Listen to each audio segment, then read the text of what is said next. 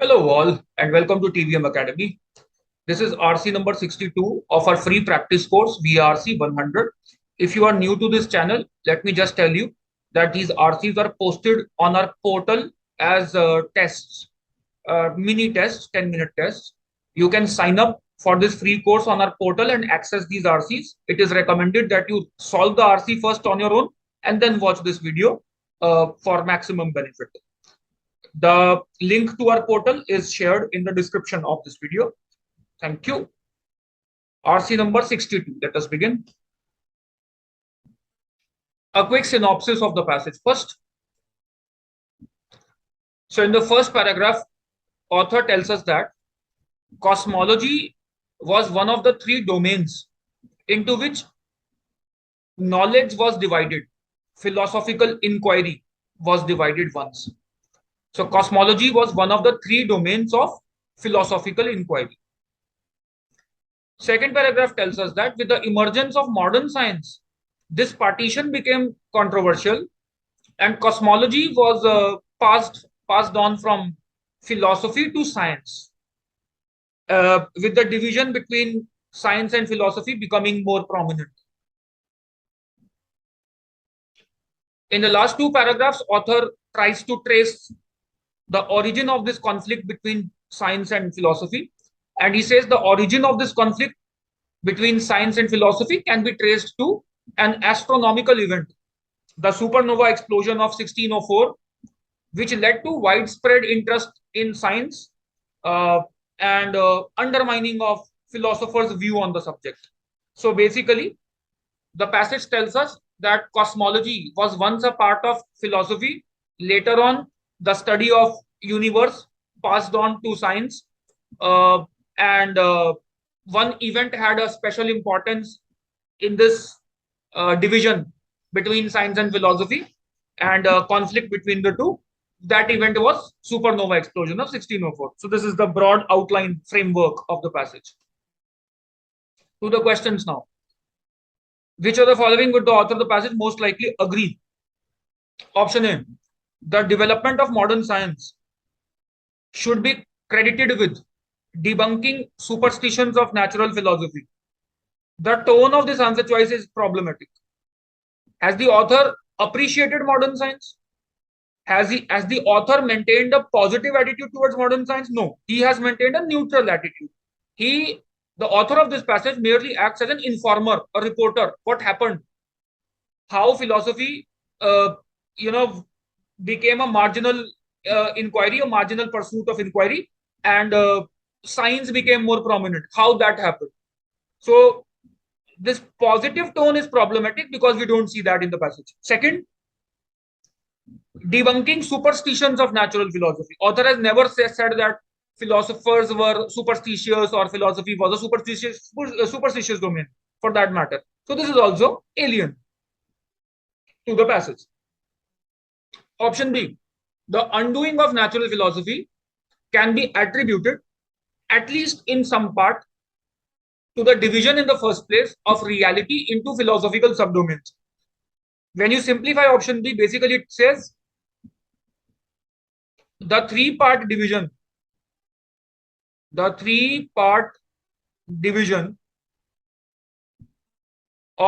philosophical inquiry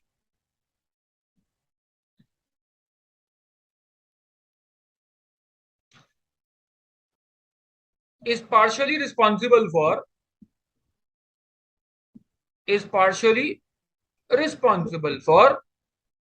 the undoing of natural philosophy. Basically, natural philosophy becoming less important.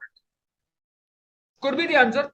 That could be the that could be something that author agrees with, because author does say that second paragraph, first line, he does say this partition became controversial with the emergence of modern science, which means natural philosophy became less important, or it became marginal because of the partition of philosophical inquiry into three domains, because cosmology was once considered a part of philosophical inquiry, philosophical subdomain. So could be the answer. Option B, let's keep it. C, prior to the evolution of modern science, the study of reality was systematically divided into three domains. Is that the okay? Would author agree with this? Maybe. But here is the trick. Prior to the evolution of modern science, study of reality was systematically divided into three domains. Now, please note, author here says in the first paragraph, it became customary at a certain time to articulate the so-called systematic philosophy into three branches.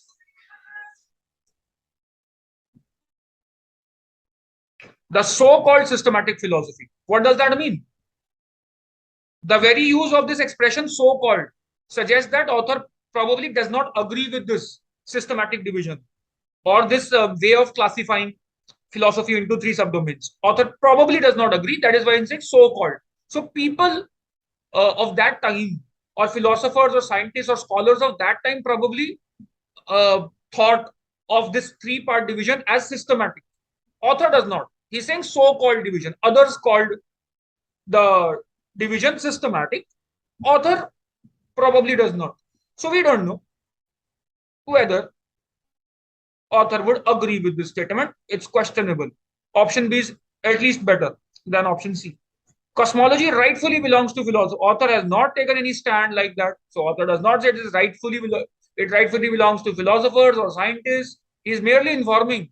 He adopts the garb of a reporter. He merely adopts the role of a reporter rather than any commentator. Okay? He's not commenting. Alien idea. Nothing of this nature can be seen. Correct answer, option B. Author mentions the supernova explosion of 1604 in order to do what? Okay. To pit two conflicting disciplines against each other. Not really. Author is not pitting science and philosophy against each other. They were already pit against each other. Author is reporting again that it was so, rather than he himself pitting them against each other. So, wrong attribution to the author. Wrong attribution. Option B, to cite an example of the various mysteries of the cosmic world, too broad. Author does not talk about the various mysteries of the cosmic world at all. Rather, the focus of the passage is on the division between science and philosophy, how that came about. Option C, to trace the genesis of a dichotomy. Genesis is origin. Is the author tracing the origin of a dichotomy? Dichotomy is division. Precisely so. Last paragraph, first line.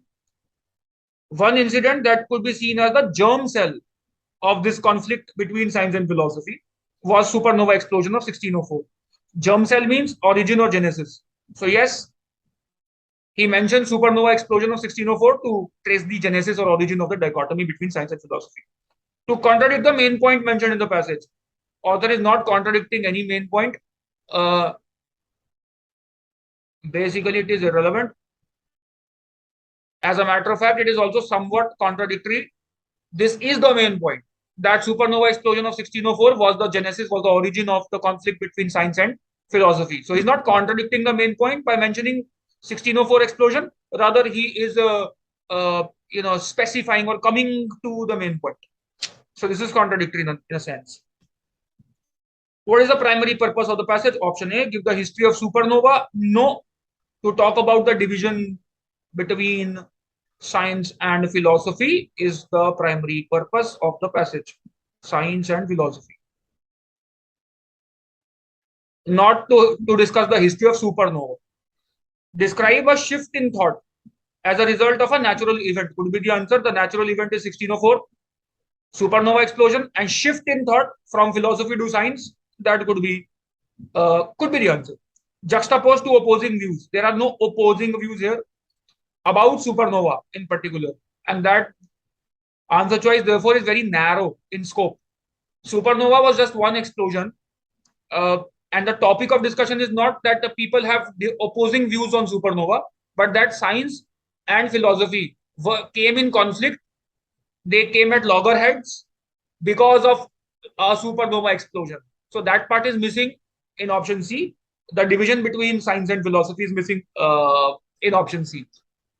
Also, the topic of discussion is not specific to supernova. The topic of discussion is study of universe, cosmology, broader topic. Therefore, option C is narrow. D, to explain how science and philosophy interrelate. To the contrary, to explain how they were divided, how they became divided, how the division came about. So it is contradictory. Now, logically, we might also assume that interrelation does not necessarily mean positive relation. Interrelation could also mean negative relation. Uh, so even if there's a contradictory relationship between science and philosophy, or there's a division or conflict between them, there is some sort of interrelation between them. But even so, option D would not cover the supernova explosion of 1604. And author's point is that he tries to explain what brought about the division between science and philosophy. One incident, supernova explosion, could be the germ cell, could be called the germ cell. That part is missing from option D. So option B covers maximum ground. That way, option B is better, still better than option D. Which of the following can be inferred from the passage? Okay, option A, supernova can take over a year to fade from view. Yes, that can be inferred from which sentence? Although the supernova explode frequently, few of them are visible to the naked eye. In 1604, a supernova became visible, appearing as a star so bright that it was visible in daylight for more than a year. If this supernova of 1604 was visible for more than a year, so it would not be wrong to say that supernova can take over a year to fade from view. Can talks about the possibility. Even if we have one such case, there is a possibility. Option A can be inferred. Prior to 1604, no one had ever seen a supernova. How can we say that? No one had ever seen a, can't say, no such information given in the passage. It is not mentioned that 1604 was the first instance of supernova. Galileo convinced philosophers of the incorrectness of their view. The problem word here is convinced. He debunked their view. He undermined their view. Yes, last line of the paragraph says,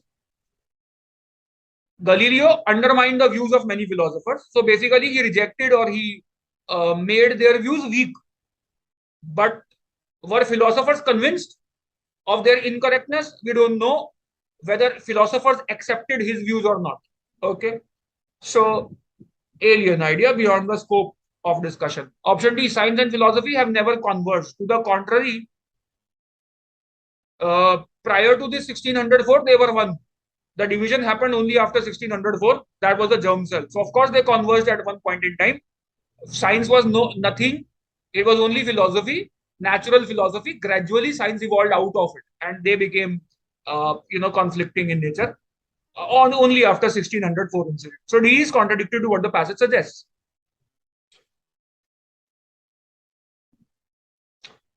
5. The author mentioned which of the following as a result of supernova of 1604. Okay. What was the result of supernova of 1604? Let's see. The supernova created and dispersed many heavy elements in the outer space. Well, this sentence was not written especially about supernova of 1604. It is a generic sentence about supernova in general. Where was the sentence written? Here, a supernova can emit an amount of energy equivalent to the amount of energy the sun is expected to radiate over its entire lifespan. So that amount of energy can be emitted by a supernova.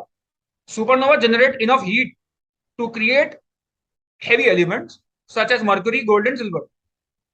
Now, this is a general statement about supernova. They generate enough heat to create heavy elements such as mercury, gold, and silver. Now, the question says the author mentions which of the following as a result of supernova of 1604. The creation of heavy elements is not mentioned by the author as a result of supernova of 1604 in specific, in particular. It is the result of supernova in general. So author does not mention it, but we can infer that of course that might have happened because supernova generally emit heavy elements or create heavy elements. Supernova of 1604 must have also created heavy elements, but author has not mentioned it as a specific result of 1604 supernova. Galileo explained the origin of supernova. Did he explain the origin of supernova? Maybe yes. Last line says, in 1604, a supernova became visible. Galileo, who lectured at the university, gave several lectures widely attended by the public. The lectures not only sought to explain, the problem here is this word, this expression sought to explain. Sought to explain means they tried to explain. The lectures tried to explain. Were they successful at explaining? Was Galileo successful at explaining the origin of the supernova? We don't know, so can't say. Can't say. Option B is an extension of logic. Option C, the public was interested in hearing lectures. Yes, that can be inferred from this idea that people widely attended these lectures, which means the public was interested in hearing lectures about the phenomena as a result of supernova of 1604. Galileo's lectures were opposed by philosophers. You don't know that alien idea, whether philosophers oppose their lecture or not, oppose this lecture or not. Hope you enjoyed the exercise. Easy to moderate passage again. Pretty interesting read. However, this is the nature of passages when CAT gets easy to moderate. If it gets difficult, of course, we have more complex passages, more complex questions. Elimination becomes more difficult. But this is also within the range, within the scope of CAT passages. Easy to moderate level passage, I would say. Until next time, bye bye. Cheers to learning, guys.